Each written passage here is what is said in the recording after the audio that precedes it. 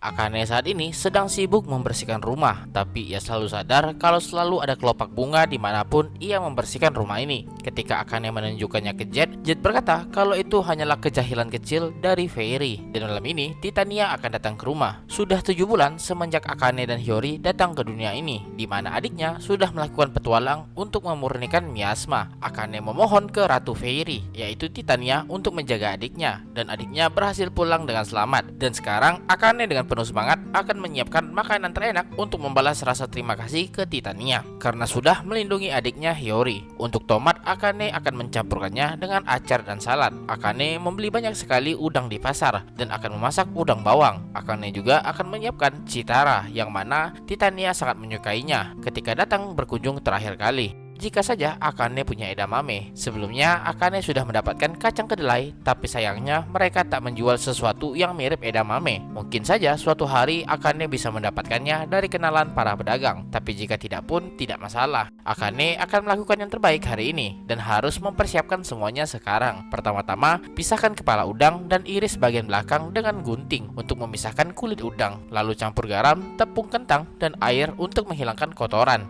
Setelah kotoran menghilang, bersihkan dan keringkan udang. Rendam udang dan marinasi dengan olive oil, white wine, garam, merica, dan bawang putih cincang. Setelah itu, biarkan dimarinasi lebih lama untuk membuat daging lebih empuk dan rasanya akan semakin enak, setidaknya selama 30 menit. Dan tiba-tiba Akane kaget karena mendengar suara di belakangnya dan mengira kalau itu adalah Titania. Tapi ketika Akane melihat ke belakang, itu adalah sesuatu yang sangat berbeda. Akane sadar kalau itu pastinya bukan Titania. Akane menjadi ketakutan, tapi gadis itu mengucapkan kata mame dan semakin mendekati Akane. Tentu Akane hanya bisa terdiam ketakutan, tak tahu makhluk apa yang ada di hadapannya. Itu tampak seperti tanaman, tapi juga bukan. Gadis itu berteriak mame di hadapan Akane. Bahkan itu diucapkan berulang kali yang membuat Akane bingung, tapi Akane tampaknya menangkap apa yang ingin disampaikan gadis itu. Dan jangan-jangan apakah itu edamame? Dan gadis itu menjadi sangat bahagia. Akane salah paham, mengira gadis itu menginginkan edamame. Akane tak bisa memberikan itu karena saat ini ia tak punya satupun edamame. Akane hanya punya kacang kedelai dan akan memberikan itu sebagai gantinya. Dan mulut gadis itu terbuka dengan sangat lebar yang membuat Akane terdiam karena syok. Akane benar-benar yakin kalau ia tak bisa menghadapi gadis ini sendirian sekarang dan sangat membutuhkan pertolongan. Gadis itu tiba-tiba memperlihatkan bagian dalam rambutnya dan di sana tergantung sebuah kacang. Akane yakin kalau itu adalah edamame dan dalam pikiran Akane saat ini adalah Akane kebingungan apa yang harus dilakukan. Akane bisa mendapatkan edamame seperti yang diinginkan dan bisa dinikmati dengan alkohol, tapi Akane yang lain merasa itu adalah makhluk mitos dan kita tak tahu apa yang terjadi jika langsung mengambilnya.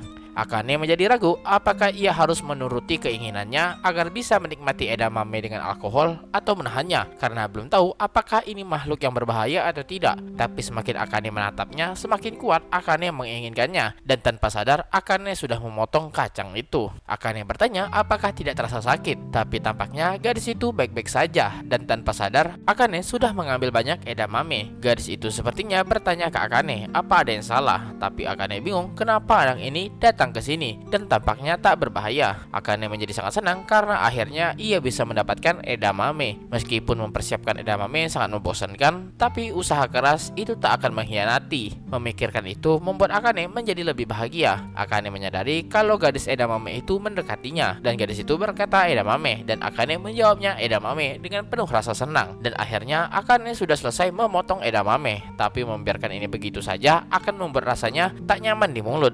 Jadi Akane menambahkannya dengan garam dan menghilangkan bulu-bulu halus. Dan yang perlu dilakukan sekarang hanyalah merebus edamame di air hangat dengan garam dan selesai. Akane bertanya apakah gadis edamame itu ingin mencobanya. Dan Akane mengira gadis itu tak akan memakan sesuatu yang tumbuh dari dirinya. Tapi gadis edamame itu langsung melahapnya dan menjadi sangat senang sampai-sampai tumbuh bunga di atas kepalanya. Itu membuat Akane tertawa karena terasa lucu baginya.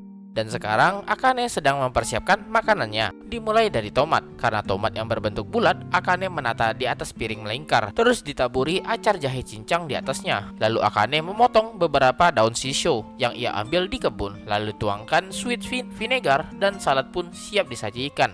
Selanjutnya udang bawang. Pertama, goreng udang yang sudah dimarinasi bersamaan dengan marinade, yaitu semacam cairan merendam makanan. Setelah sisi lain matang, tambahkan sepotong mentega. Gadis edamame itu kaget dengan minyak yang tiba-tiba muncrat dan Akane bertanya apakah gadis edamame itu tidak apa-apa.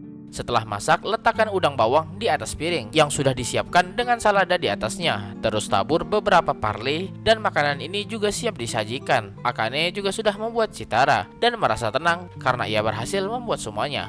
Akane berharap Titania puas dengan semua makanan yang telah Akane buat kali ini. Ketika Akane sedang istirahat, ia mendengar sebuah suara yang datang dari lemari dan tiba-tiba keluar seorang badut dari sana yang tentu membuat Akane ketakutan. Dan ternyata itu adalah suruhan dari Titania untuk menjemput Akane. Dan Titania sudah lelah menunggu kedatangan Akane, tapi Akane lebih penasaran ada di mana ia saat ini. Titania mencoba menenangkan Akane yang sangat panik. Titania juga menyadari ada kehadiran Dryad di sana dan bertanya apakah Dryad itu datang menemani Akane. Akane bingung dengan pertanyaan itu dan ia melihat ada gadis edamame di sana. Akane kaget karena gadis edamame itu juga mengikutinya. Badut itu tiba-tiba berkata kalau ia sangat kelelahan. Itu karena ia harus membawa dua orang gadis secara bersamaan dan ingin minum dan makan secepatnya. Jika bukan karena perintah dari sang ratu Titania, sudah pasti ia menolak permintaan semacam ini. Tapi Titania datar tak meresponnya dan menghiraukannya sembari menyambut kedatangan Akane. Badut itu merasa sedih karena tak dihiraukan oleh sang ratu tercinta. Tapi Titania merasa kalau orang ini sangat merepotkan dan menyuruhnya untuk ikut duduk tapi jauh dari Titania. Akane pun menyajikan makanan yang sudah ia masak sebelumnya. Dan sekarang waktunya Titania menikmati hidangan yang dibuat untuknya. Titania merasa senang dengan semua cemilan yang dibuat hari ini. Akane menjelaskan seperti tomat dan acar jahe salad yang terasa sangat menyegarkan ketika dimakan. Juga mohon dimakan udang bawang yang sudah Akane buat juga. Dan bertanya bukankah Titania suka makan makanan yang dikunyah. Dan Titania kagum dengan kemampuan observasi Akane.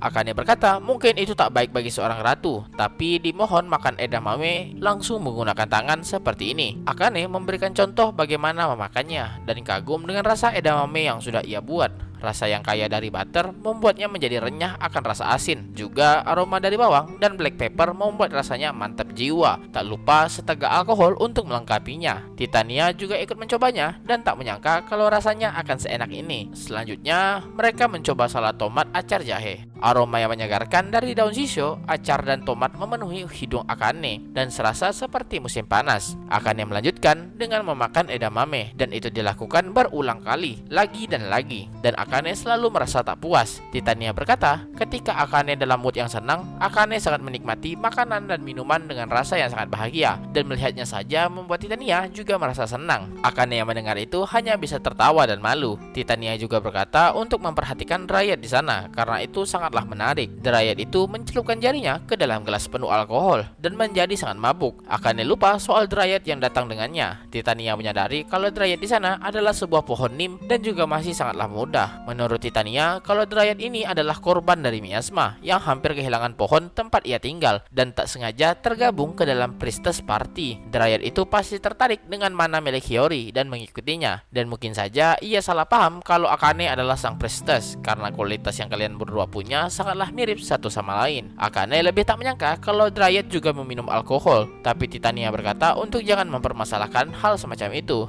Badut itu tiba-tiba berkata kalau ternyata ini adalah makanan dan minuman yang menggoda sang ratu dan mengerti kenapa. Akane bertanya siapa badut di depannya. Ketika Titania ingin menjelaskannya, badut itu dengan cepat memperkenalkan dirinya bernama Theo the Jester, dan sangat senang bisa bertemu dengan Akane. Akane tanpa sadar juga memperkenalkan dirinya. Titania menjelaskan kalau Theo berasal dan tinggal di hutan bagian timur. Ia bisa melihat masa depan soal rumahnya yang akan terkena miasma, tapi Theo tak melakukan apapun. Sungguh orang yang bodoh, tapi Theo membantahnya. Theo berkata kalau ia dipaksa bekerja di tempat yang bukan tempat tinggalnya, dan jika boleh dikatakan penglihatannya hanya berada di sekitar priestess melakukan pemurnian saja. Dan Theo berani berkata kalau hutan tempat ia tinggal akan membaik sendiri tanpa ia harus turun tangan. Dan berbicara soal priestess, Theo mendengar kalau Akane meminta sang ratu untuk melindungi priestess dan Akane membenarkan hal itu. Theo berkata itu berarti malam ini adalah malam di mana Akane harus melayani sang ratu sebagai bentuk terima kasih